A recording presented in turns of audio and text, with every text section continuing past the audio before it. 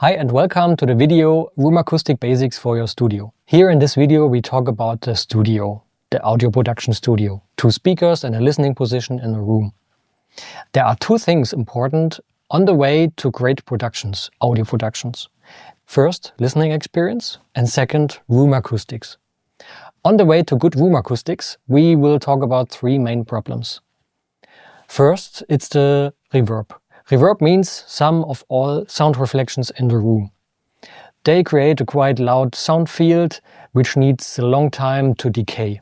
And this time, reverberation time, we need to make shorter.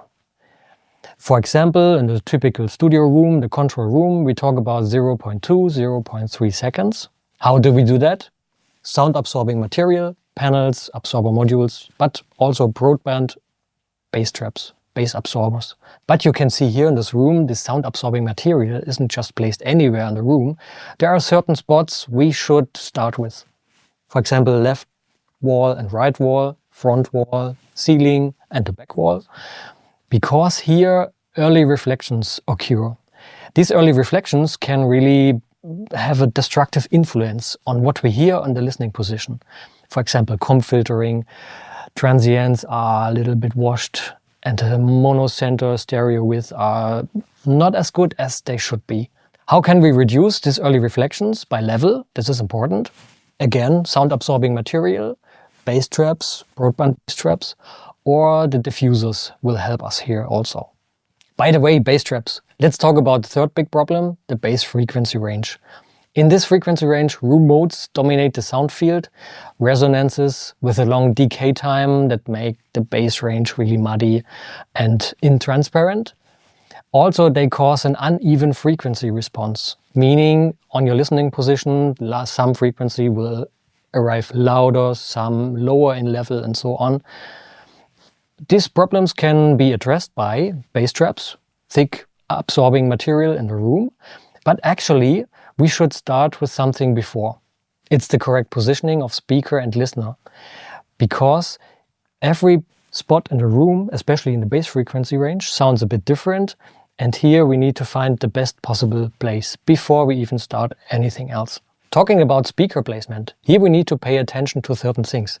For example, if you place your speakers a little higher or lower, so you need to tilt them accordingly so they face towards your listening position.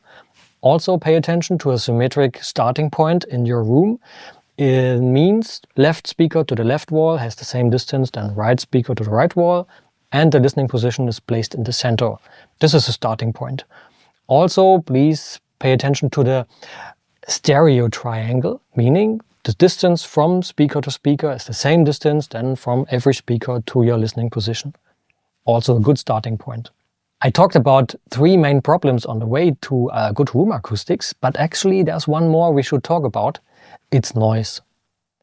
Meaning sound entering the room or sound coming in the room while we need to work. Of course, we here speak about room acoustic basics. That means home studio, project studio, maybe in your apartment. And you might not be able to install big things like walls in front of the wall and so on, like professional studios. But you might want to check out our sound insulation curtain on our website hofa-akustik.de/en. On our website you also find our free room acoustic planning service. If you have questions about your room acoustic situations, we will help you there. Now we have talked about sound absorbing material, speaker position, listening position, but there are some additional resources available for us. It's your speaker. On the back of your speakers you find some settings like low frequency and high frequency adjustments and so on. You can use that to further improve your sound on the listening position. Speaking about equalizers, such settings on your speakers are equalizers, but equalizers are also available as software units or hardware units or within your speakers as some kind of DSP powered system. Keep in mind, no room is perfect. Still using analyzers and headphones at the end is a really good idea sometimes. How can I actually evaluate what is good acoustics? How does my room sound? Where am I with my acoustics? Of course, for me as a professional, acoustic measurements are really important, but it's not the best thing to start with if you don't have a lot of experience.